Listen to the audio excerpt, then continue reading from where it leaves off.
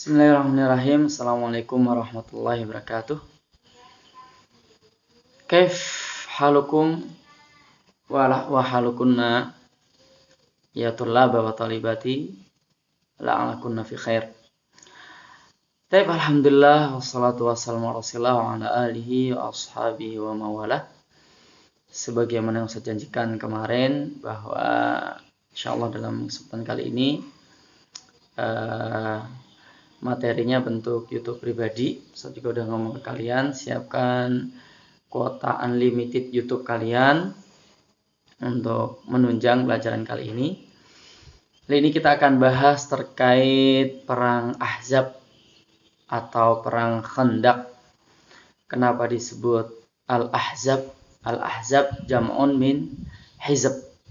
Hizbun kalau sekarang kita artikan partai, atau makna aslinya sebenarnya golongan. Nah, kenapa disebut perang Ahzab? Karena peperangan ini terdiri banyak golongan. Nanti akan saya sebutkan semuanya. Golongan apa saja. Terus kemudian kenapa disebut perang Al-Khandaq? Al-Khandaq di mana parit? Karena salah satu strategi perang yang dipakai dalam peperangan ini adalah dengan cara menggali parit. Baik anak-anak sekalian, sebelum saat mulai, maka perlu kita bahas dulu sebab-sebab terjadinya perang Ahzab ini atau perang Khandaq ini. Perangan ini dimulai dari tahun awalnya, di tahun 4 Hijriah, atau 4 tahun setelah hijrahnya Rasulullah SAW, bahwa suku Bani Nadir ini telah menyalahi sebuah kesepakatan. Jadi cerita awalnya kurang lebih seperti ini, bahwa Rasulullah SAW dengan beberapa sahabatnya datang ke kabilah Bani Nadir. Bani Nadir ini adalah satu dari sekian banyak kabilah Yahudi yang mendiami Madinah. Dan kaum Yahudi ini kenapa kok mendiami Madinah? Mereka tidak fokus di Syam saja, karena memang ditulis dalam kitab Taurat mereka. Jadi singkat saja, bahwa besok Nabi akhir zaman akan muncul di Mekah, terus diusir oleh kaumnya, terus pindah ke Yathrib, yaitu Madinah. Jadi mereka ada di sana menunggu Rasulullah SAW yang menurut mereka itu pasti juga dari Bani Israel juga, dari orang-orang mereka sendiri. Makanya sebagian juga dari bangsa Yahudi ini, Bani Israel, mereka mendiami Mekah dengan berharap bahwa nanti akan lahir dari keturunan mereka Nabi akhir zaman. Baik anak-anak, singkat cerita, mereka kecewa kenapa kok Nabi akhir zaman diutus dari keturunan Nabi Ismail dan bukan keturunan Nabi Ishak alaihissalam, karena mereka Bani Israel adalah keturunan Nabi Ishak alaihissalam melalui jalur Nabi Yakub alaihissalam yang bergelar Israel. Jadi Bani Israel artinya adalah anak keturunannya Israel. Israel adalah gelar dari Nabi Yakub alaihissalam. Baik, lanjut lagi anak-anak. Rasulullah datang ke Bani Nadir dengan sebuah perjanjian bahwa ketika Bani Nadir membunuh orang yang di luar suku mereka, maksudnya adalah membunuh musuhnya, kok mengharuskan bayar diat, maka orang-orang Islam pun harus ikut membantu bayar diatnya, setengahnya. Nah ini dari sahabat Ansar, kalau nggak salah itu membunuh orang karena kesalahpahaman, maka mau nggak mau harus bayar diat. Rasulullah pun karena sudah ada perjanjian dengan Bani Nadir, maka beliau mendatangi Bani Nadir untuk membantu bayar diatnya. Tapi Bani Nadir ini bukannya menjalankan kesepakatan yang sudah ditetapkan oleh mereka sendiri, akan tapi mereka malah bersekongkol untuk membunuh Rasulullah SAW. Saat itu Rasulullah SAW sedang duduk menyandar di sebuah tembok rumah orang Bani Nadir, maka bayangkan anak-anak Bani Nadir membawa batu dari luar, dimasukkan dalam rumah, terus dinaikkan ke atas. Karena memang bangunan-bangunan bangsa Arab itu tidak pakai genteng, dia pakai loteng gitu. Terus berhasrat untuk melempar batu tersebut ke Rasulullah SAW. Jadi mereka malah pengen bunuh Rasulullah SAW. Terus kemudian datanglah malaikat Jibril ngasih tahu Rasulullah tentang tipu daya mereka. Terus Rasulullah pun langsung kembali ke Madinah, pulang. Nah, terus kemudian Rasulullah marah atas perbuatan mereka, dan mereka Banu Nadir berharap memerangi umat Islam. Lalu Rasulullah pun bersiap-siap untuk memerangi Bani Nadir. Maka Abdullah bin Ubay bin Salul yang kemarin-kemarin sudah saya ceritakan, ini adalah pemuka orang-orang Madinah, pemuka kaum Yathrib yang kelak sebenarnya dia akan dijadikan raja. Tapi karena orang-orang Yathrib malah pada masuk Islam, udah nggak fokus lagi dengan pengangkatan raja. Yang ini menyebabkan Abdullah bin Ubay bin Salul marah. Padahal dia juga tahu bahwa kebenaran ada di pihak Rasulullah SAW. Terus kemudian Abdullah bin Ubay bin Salul ini mendatangi orang-orang Bani Nadir. Nyantai aja. Ini juga disebutkan dalam surat Al-Hasyr kalau nggak salah. Nyantai saja, udah. Nanti kalau kalian memerangi Muhammad, kami akan mendukung kalian untuk memerangi Muhammad. Maksudnya Rasulullah SAW.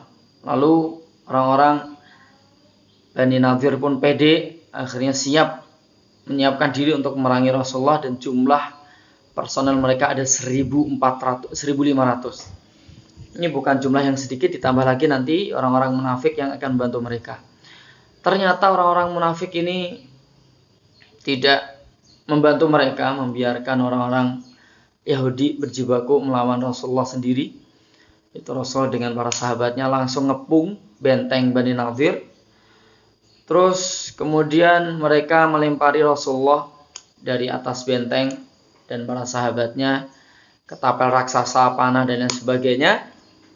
Singkat cerita, mereka dikepung selama 15 hari, akhirnya nggak kuat lagi, nggak sanggup melawan kepungan Rasulullah. Terus kemudian mereka mengirimkan utusan kepada Rasulullah bahwa mereka menyerah, tapi dengan satu syarat, tolong biarkan kami keluar dengan membawa harta benda kami. Udah, kami keluar dari Madinah, intinya gitu. Padahal pengkhianat itu hukumannya adalah mati. Tapi Rasulullah SAW berwelas asih. Kemudian udah nggak apa, kalian keluar dari Madinah dengan syarat kalian hanya boleh membawa harta benda yang hanya mampu dibawa oleh ba'ir. Ba'ir itu onta. Jadi semuatnya onta aja. Satu dari mereka itu sampai membawa kulit onta gitu, kulitnya aja, di dalamnya itu isi emas semua. Bisa kalian bayangkan anak-anak betapa orang-orang Yahudi ini dari zaman dahulu mereka kaya-kaya dengan melakukan riba. Dan sekarang bisa kalian lihatlah, semua perilaku riba ini semua yang ngajarkan Yahudi. Kalau mereka menjalani itu mereka kaya, tapi kalau kita umat Islam menjalankan riba, maka kita akan lungsek, orang lebih gitu. Karena memang sifat riba ini diperangi oleh Allah Subhanahu wa taala. Baik, lanjut lagi anak-anak. Kemudian itu di tahun 4 Hijriah. Kemudian anak-anak mereka ada yang pergi ke Syam, ada juga ke Khaybar.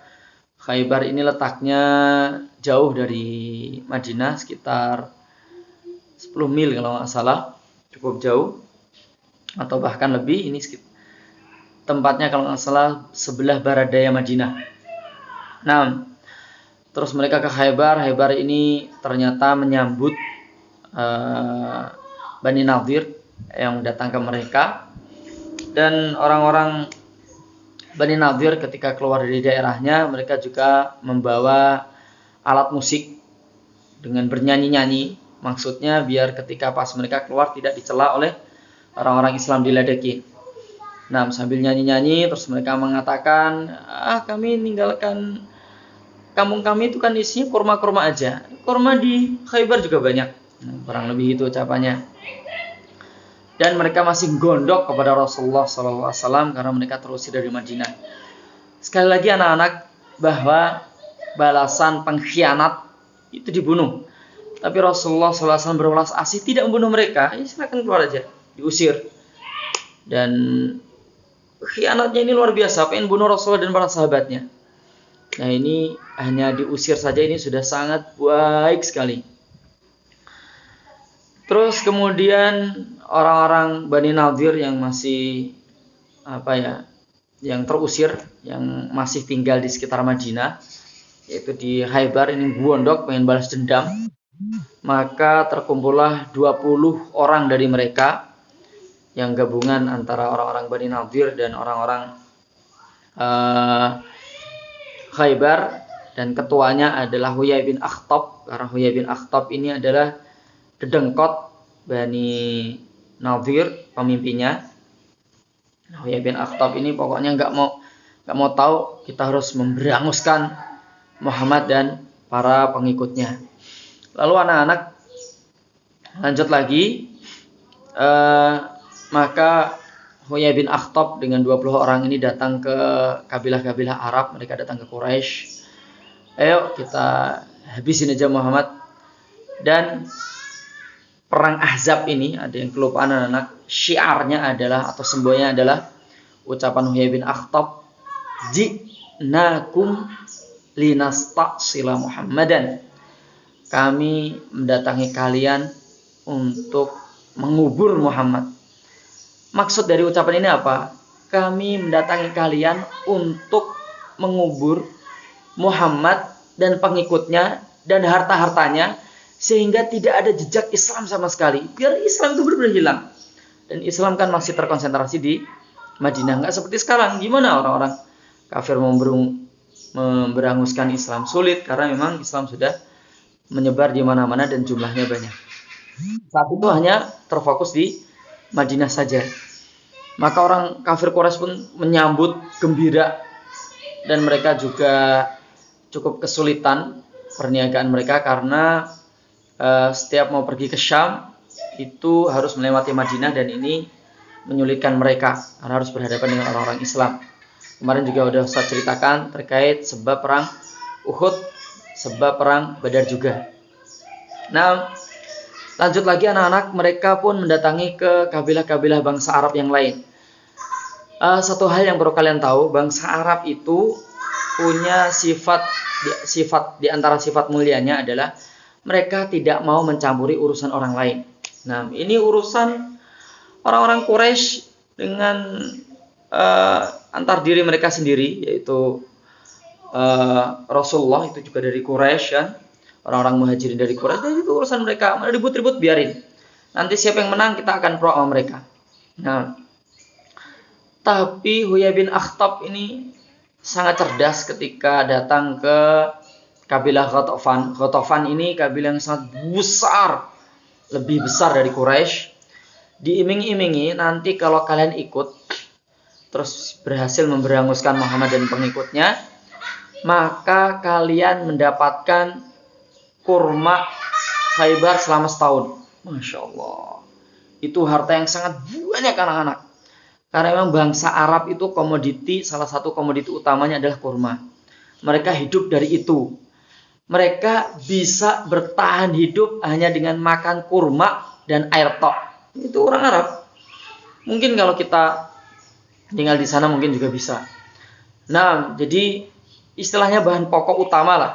Air kurma, itu tuh udah bisa hidup. Nah, kisah itu banyak sekali, tidak sekarang akan saya kisahkan, dan itu berlangsung jauh sampai di era kerajaan Saudi pun banyak bangsa Arab pun yang hanya bertahan hidup dengan kurma dan air saja sampai ditemukan minyak di tanah Arab. Baik anak-anak, lanjut lagi. Kemudian ada suku Bani Sulaim, ada Bani Asad dan lain-lain, maka terkumpullah 10.000 pasukan itu lengkap dengan Bani Nadir dan Bani Khaybar juga. Yahudi dari Bani Nadir dan orang-orang Khaybar juga. Di total 10.000. Masya Allah. Datang ke Madinah tujuannya jelas, yaitu untuk menghabisi umat Islam secara keseluruhan, bahkan peninggalan-peninggalannya harus dikubur, sehingga tidak ada bekas sama sekali, sehingga tidak mungkin ada orang yang bisa memeluk agama Islam. Karena kalau hanya orang Islam aja yang dibunuh, maka bisa jadi nanti ada orang-orang yang datang berikutnya menemukan manuskrip tulisan Al-Quran, terus mereka memeluk Islam, sangat mungkin. Maka semboyannya adalah ji'nakum linasta'sila Muhammadan wa ahlah.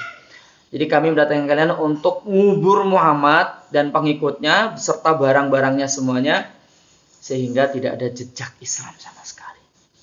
Gitu anak-anak. Dan ini suasana yang sangat mencekam. Lalu berita itu akhirnya terdengar juga oleh Rasulullah SAW, dan jumlah orang Islam ini tidak banyak. Jadi secara total yang mampu untuk berperang itu hanya 3.000. Itu pun sebagian yang tidak layak pun dimasukkan. Yang benar-benar tidak layak masih kecil, seperti Zaid bin Al-Arqam radhiyallahu ta'ala anhu. Ini seorang Ansar, dia pengen ikut perang. Saat perang Uhud nggak bisa, tapi pas perang Ahzab alhamdulillah sudah bisa. Masih muda sekali, masih kecil. Nah ini Rasul pun rapat dengan para sahabatnya bagaimana strategi perang untuk menghadapi mereka. Dan total penduduk Madinah yang Islam itu dari anak kecilnya, dari wanitanya, dari kakek-kakeknya, semuanya kalau ditotal itu sekitar 7.000-an atau nggak sampai 7.000. Nah, yang bisa bawa pedang itu sekitar 3.000-an. Ini juga seperti yang tadi udah tak sampaikan anak-anak, bahwa ada yang belum begitu siap untuk perang tapi tetap terlibat karena memang kondisinya genting. Lalu saat itu orang Islam pun berpikir gimana menghadapi jumlah pasukan yang begitu banyak. Terus kemudian sahabat Salman Al-Farisi radhiyallahu ta'ala anhu, disebut Al-Farisi karena memang dari Persia. Beliau mengatakan bahwa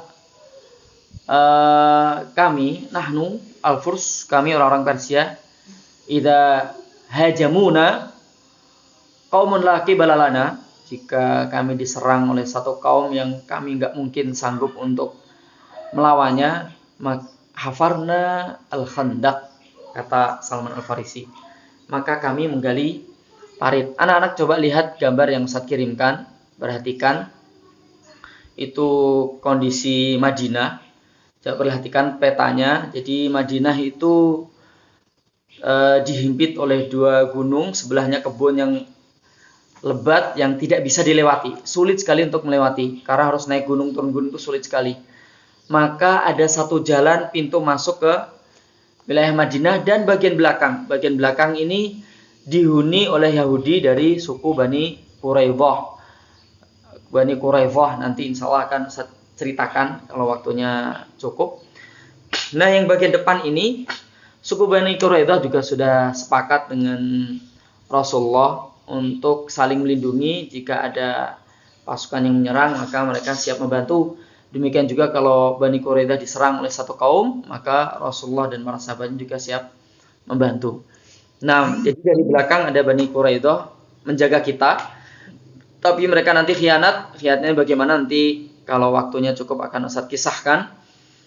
Terus maka yang dari arah depan itu menggali parit. Maksudnya bagaimana anak-anak parit ini digali? Parit ini didalamkan sehingga dan dilebarkan dengan maksud kuda tidak mampu untuk lompat, dan didalamkan nanti kalau mereka turun mereka kesulitan untuk naik. Jadi ini strategi yang luar biasa. Akhirnya umat Islam pun sibuk menggali parit. Dan ada satu parit yang menemui terjal, ada batu besar, karena biasanya batu-batu, maklum bangsa Arab itu tanahnya itu dalamnya batu semuanya. Cuman ada satu batu yang memang nggak bisa dihancurkan. Semua sahabat udah nyoba, udah nggak bisa menghancurkan, terus dilaporkan kepada Rasulullah, ya Rasulullah, ini ada batu yang nggak bisa kami hancurkan, sehingga parit pun nggak bisa tergali. Terus kemudian Rasulullah pun turun. Bisa kalian bayangkan anak-anak, Rasulullah saat diutus jadi nabi itu usia 40 tahun, hijrah ke Madinah setelah 13 tahun, berarti usia 53 tahun. Terus saat perang ini terjadi tahun 5 Hijriah, 53 tambah 5 berarti usia Nabi saat itu 58 tahun. Sudah menjelang usia tua. Tapi ini bangsa Arab, mereka saat usia tua pun masih kuat-kuat. Maka kalian yang masih muda jangan lembek, dikit-dikit tidur, Ramadan tidur, terus jangan anak-anak semangat ngaji, olahraga, pagi-pagi main bola, nggak apa-apa. Nanti dehidrasi gimana? Enggak, insya Allah enggak. Itu bangsa Arab, Ustadz Ana pernah cerita, Syekh Nasir Al-Qarni, itu pagi-pagi sing-sing bangun rumah. Padahal di Arab tuh panasnya luar biasa, ngaduk adonan dan lain sebagainya, adonan semen maksudnya. Baik, lanjut lagi. Maka Rasulullah sendiri yang terjun turun ke parit untuk menghancurkan batu itu. Saat dipukul pertama dengan mungkin palu besar gitu, Rasulullah mengatakan bahwa beliau telah diberikan kunci Persia. Semukul kedua, Rasulullah mengatakan beliau telah diberikan kunci Romawi. Maksudnya Persia dan Romawi nanti akan menjadi negeri Islam. Dan saat itu orang-orang munafik lihat itu, Muhammad, kamu itu ngomong apa? Kamu itu sedang dikepung, kamu itu mau mati ini loh. Malah sok-sokan ngomong dikasih kunci Persia, dikasih kunci Romawi. Tapi bisa kalian lihat akhirnya Romawi dan Persia alhamdulillah jatuh ke pelukan umat Islam. Terus di pukulan ketiga, alhamdulillah batu itu bisa hancur. Masya Allah. Ini salah satu mukjizat Rasulullah Sallallahu Alaihi Wasallam. Nah, baik, lanjut lagi anak-anak kisahnya. Terus di pagi hari ketika Al-Ahzab 10.000 pasukan tempur datang, dan sekali lagi Khalid bin Walid juga terlibat dalam perang ini. Dia ada di pasukan kafir Quraisy, dia yang memimpin pasukan kuda sekali lagi karena keberhasilan Khalid bin Walid radhiyallahu ta'ala anhu saat perang Uhud berhasil menghancurkan umat Islam saat masih kafir dengan pasukan kudanya. Maka saat perang Khandaq, perang Ahzab pun beliau juga memegang pasukan kuda.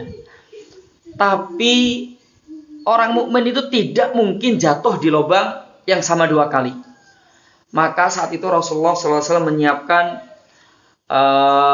orang hebat untuk menangkal Khalid bin Walid. Beliau adalah kalau nggak salah Zubair bin Awam. Kalau nggak Zubair bin Awam ya Sa'ad bin Mu'ad radhiyallahu ta'ala anhuma, untuk menyetop pasukan Khalid bin Walid.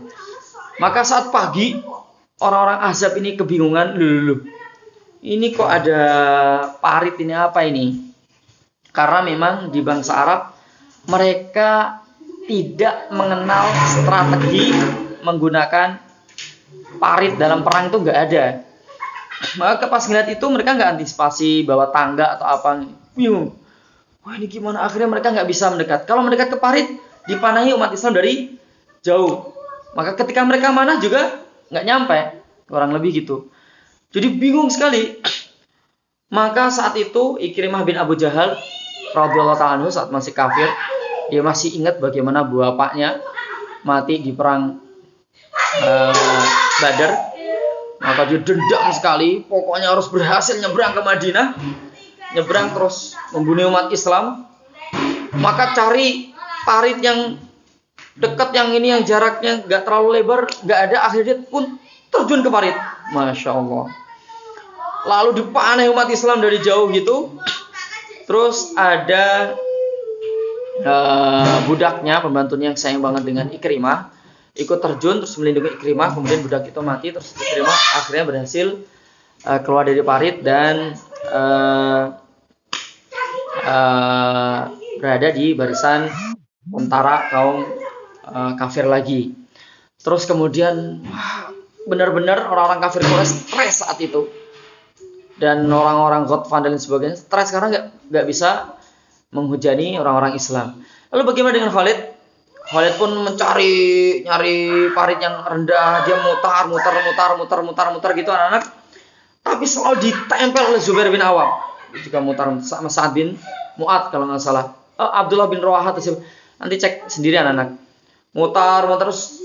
Jadi Rasulullah menyiapkan 200 pasukan kuda untuk mengawal Khalid bin Walid ini, sehingga Khalid pun tidak bisa menyeberangi parit. Dia hanya bisa manah dari jauh-jauh saja pasukannya. Nah, saat itu ada pemanah hebat, dia berhasil memanah Sa'ad bin Mu'ad radhiyallahu ta'ala anhu. Terus beliau terluka parah yang nanti beliau meninggal karena panah itu, dan disebutkan oleh Rasulullah SAW bahwa meninggal Sa'ad bin Mu'ad ini arsy-Nya Allah itu bergetar, langit bergetar. Orang luar biasa. Kalau Ustaz boleh cerita sedikit tentang Sa'ad bin Mu'ad. Beliau ini